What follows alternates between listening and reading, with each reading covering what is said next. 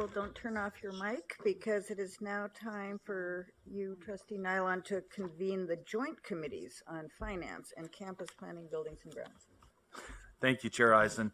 Will the Joint Committee on Finance and Campus Buildings and Grounds please come to order? I note that there are no speakers that have requested to address this committee during today's public comment period. We have a consent agenda item, and it is now time for the committee to consider the consent agenda. Does any committee member wish to remove any item from the consent agenda for further discussion? Move it. There's a motion and a second. All those in favor indicate by saying aye. Aye. Opposed? Abstentions? Motion carries. All right. Item 3 is an information item, summary of California State University public-private partnerships. This item will be presented by Steve Relia, Executive Vice Chancellor and Chief Financial Officer, and Robert Eaton, Assistant Vice Chancellor for Finance, Treasury, and Risk Management. Steve, will you please begin? Thank you, Chair Nylon. During our November board meeting, the trustees requested that at a future meeting, we provide a summary of the CSU's public-private and public-public partnerships, which we have collectively referred to as P3 projects in the past. Today's item provides that summary and includes the number and type of P3 projects in the California State University, and mainly those projects focused on capital development, both those that have been approved by the board as well as those that are currently under review. Here to present this information item is Robert Eaton, Assistant Vice Chancellor for Financing, Treasury, and Risk Management. Now, let me now turn the presentation over to Robert. Thank you. Thank you, Executive Vice Chancellor Relier. Let me begin by providing the board with a brief overview of P3s and how they are structured. First and foremost, every P3 must support the educational mission of the university and the campus. These projects arise when an opportunity to address local educational needs are presented to a campus, and the ability to generate and retain benefits for students and staff in a resource-constrained environment drives the interest and pursuit of these projects. P3s can be structured in any number of ways, but the typical structure calls for the campus or the auxiliary to lease a portion of its land to a third-party development partner over a long period of time. That development partner then develops the capital project on the land, assuming development, financing, construction, and operational risk on the project. The benefits to the campus can include a project that meets its particular educational needs. It can include the monetization of land value to create a stream of cash flow that can help support the campus mission. And it can also include the transfer of some amount of project development, construction, financing, and operational risk to that third party. And then the third party benefits financially from the successful development of the project. A key component of a typical P3 is the analysis and negotiation of risk transfer and benefits to ensure that there's an appropriate balance between risk and reward for both parties.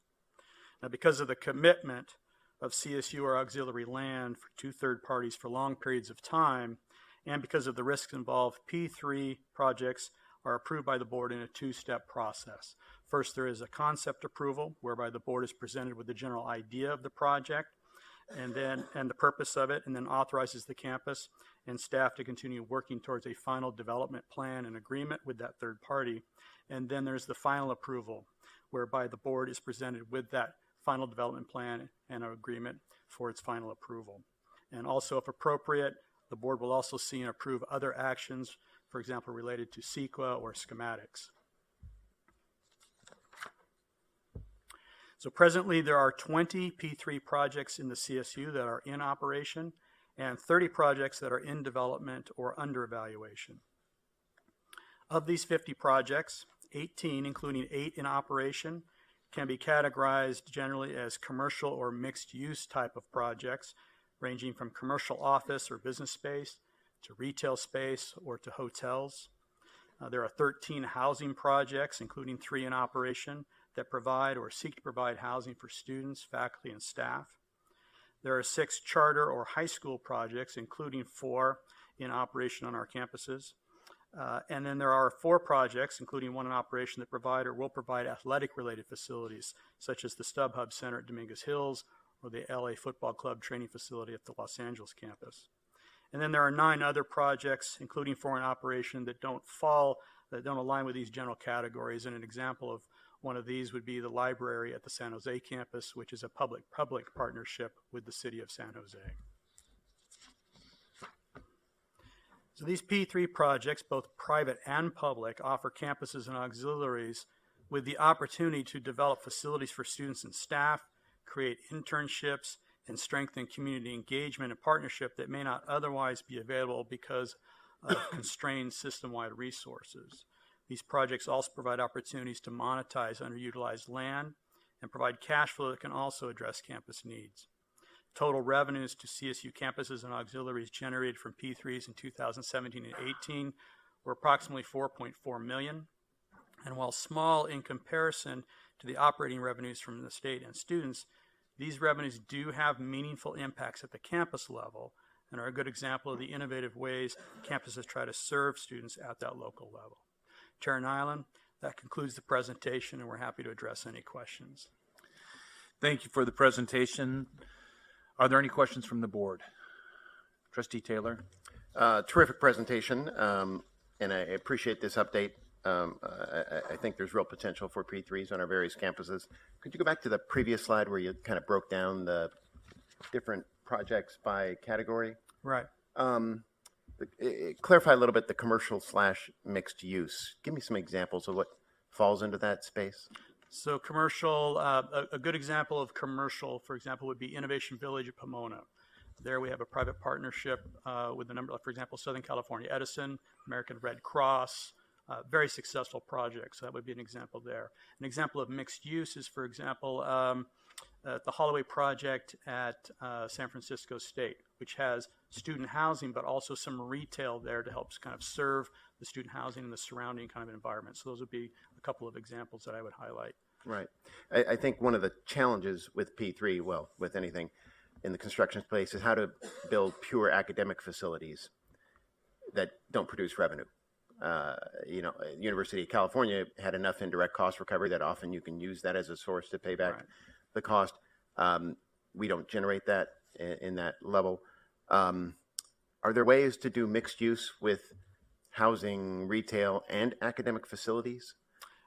Yes, we do have a couple of projects where you kind of mix a revenue generating component, for example, student housing, with some academics, and you use the revenue source from the revenue generating side to help supplement and cover the academic side.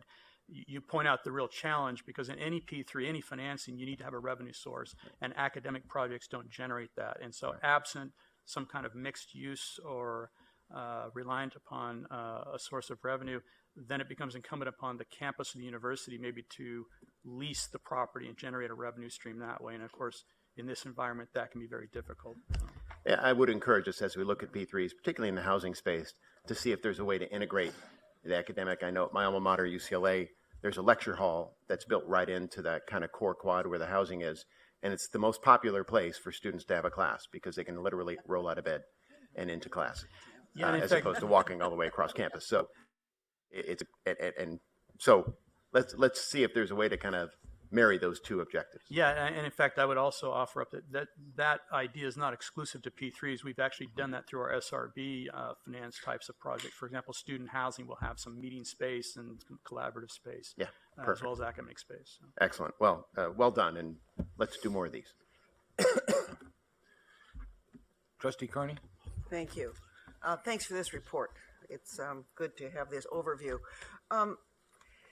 I realize that there are many purposes for doing P3s, and cash flow is not the only one. Nonetheless, I was fairly surprised by the $4.4 million, which on average would be like $220,000, which is not very much. So do you know, what's the range of cash flow from projects? I mean, presumably the charter schools don't generate very much cash flow, and some others generate more. Yeah, and in fact, a number of the projects generate zero cash flow. So, for example, the charter schools and some of the publics, because there the real benefit is maybe community engagement, internships, collaborative learning space. You might have a token or a legally required cash flow of, say, $1, something like that. So the number is low, particularly compared to what we might have guessed here what we've been approving the last several years.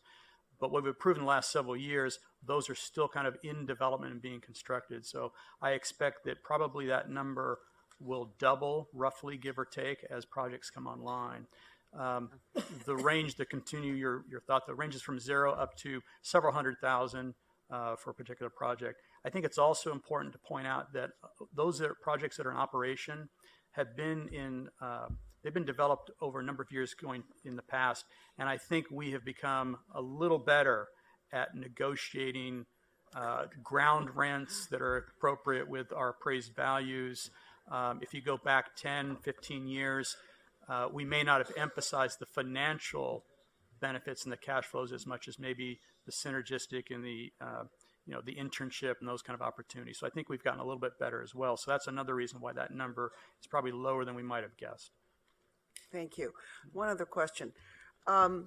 So with respect to the existing P3s and then some to come, I mean, Cal Poly Pomona has an enormous opportunity, and San Diego State may have, and some other campuses have land which, for which substantial P3s might be proposed. Is there a board policy on the use of the proceeds? There is no specific board policy. Each item as it's presented, we will generally talk about the educational mission, and we will touch on what some of those funds might be used for. But there is no broad board policy. There are a number of areas where campuses can generate local revenues, and this is just one of them. Fundraising is another. Another example would be if telecommunications company comes to a campus and rents some space on a cell phone site on top of a roof. Right. So these generally have historically been examples of local needs and local opportunities. So for example, Northridge is looking at a hotel. Not every campus can do a hotel because the need isn't there. And so generally, because it's a local need and addressing some local opportunity, the revenues stay local, and that provides an incentive for campuses to come up with innovative ways to kind of generate some revenue on the margin for themselves. There was a reference in the report to the funds being used for capital needs. So I guess it would be possible for the board to consider a policy that would generally require that. Has thought been given to that in the past? We have not looked at, not that I recall or not that I'm aware of, we have not looked at requiring that they be used for capital. Again, these arise out of local needs, so there could be different reasons why a campus is pursuing them. So some of the revenues that they use might be used for operational needs, student services, for example. Right. So, well, when the funds are small, it's not such an item of fiduciary duty. But the P3s were a part of the financial sustainability report of a couple of years ago, which makes me think that as these larger projects come forward, we should think more about the use of the revenues generated by those projects, not to hamstring the campuses, but just to be certain that they are being used to help the financial sustainability of at least that campus. Thank you. right. Before we move to the next comment, I would also like to echo what Trustee Carney said. Perhaps maybe not a broad policy, but each project that comes forward, part of the action item would be the use of the generated revenues, so that the board would make a conscious decision each time based on the needs of the campus. So maybe we consider something like that. Trustee Sebelius? In response to the question by Trustee Taylor, I would like to use the opportunity to showcase a project on our campus, which I believe is a public-public partnership of an academic and commercial building. And Assistant Vice Chancellor Eaton, please correct me if I'm mistaken in categorizing that building, but the Hammer Theater it's in San Jose that the campus has taken over from the city seems to me as one of those projects that combines academic building with revenue generating. It is a great boon to our arts department. It is located right in downtown San Jose, next to the university, and therefore serves also as an anchor for community engagement. And I believe this falls under that category. And if not, this is could be a model for such a cooperation. The Hammer project didn't come forward to the board as a public-private. I'd have to confirm with the campus. It may be a lease from the auxiliary, but certainly the collaboration is there, and that's certainly one of the intents of the public-private partnership. So I'm glad that's working out with the community at the Hammer Theater. It's probably a great example too of, showing the legislature our reach and our willingness to work with everybody. I'd love to learn more about that. I'm hoping to take a campus visit up to San Jose maybe this spring. So we'll put that on the agenda. Great. Thank you. Vice Chair Day. I just wanted to add my 2 cents like I did yesterday. This is another example where we can't take our foot off the gas pedal. In fact, we've got to go even faster. So I encourage staff and to work with the campuses to continue to think creatively and outside the box. To Trustee Taylor's comment, though, you of course I appreciated your comments yesterday. I think it was when you talked about extension and adult learning. So again, that may be a perfect example where we can look for revenue sources for the academic facilities needed, and would have staff continue to focus on that. Yeah, I know there are extension programs at University of California that are, shall we say, lovely profit centers, and they can be used to leverage other academic programs. I do like the sound of lovely profit centers. Trustee Reyes Salinas. Thank you. Thank you for the great presentation. My question is with regards to the housing project type. Is that just for students' dorms, or also communities can live there? And if so, what's the rate compared to the actual dormitories on the campus? So in terms of housing, predominantly students, but there are some examples of housing for faculty and staff, or more broadly workforce housing. So individuals who are not faculty and staff could conceivably live there. With respect to the rents and the cost of the housing, it's one of the things that the campuses will conduct when they enter into such a project. They will do a market demand study, and they are always sensitive to, for example, if it's student housing, they're sensitive to the rates that they're charging on their campus and where do the rates on the public-private partnership compare to that, to make sure that they are competitive and reasonable, and that students are not being taken advantage of by the private developer. Another question. When we're talking about the process of this P3s happening on a campus, is each campus required to talk to the campus community before making a decision, or what is the process of this? Depending on the type of the project, generally they will engage the campus community. There are a number, so for example, housing, there would be the student population that they would want to discuss with there. There can also be CEQA impacts, so they want to engage with the local community, make sure that there's no adverse consequences there. So that is part of the process, just with any capital project, whether it's P3 or something that we finance through our own system-wide revenue bond program. That's a standard conduct on the part of our campuses to make sure they engage the relevant community and the relevant constituencies around the campus. Is that required, or is it just a standard, just to clarify? Well, defer to Vi as to whether it's required in policy, but I would say that if they haven't done it, they get asked some pretty tough questions by Vi and myself and our staff, because if it's not required in terms of policy, it's certainly a requirement and our expectation that they do that. And I don't think we even need to really go to requirement, because I know the campuses do an excellent job of reaching out. They want to prevent any kind of adverse consequences. They want to make sure that they have partnerships and not adversaries in this process as well. Thank you. Thank you. Are there any further questions? Seeing none, Chair Eisen, this concludes the business of the Joint Committee on Finance and Campus Planning, Buildings, and Grounds. Thank you, Trustee Nylon. Trustee Carney, will you please convene the Committee on Organization and Rules?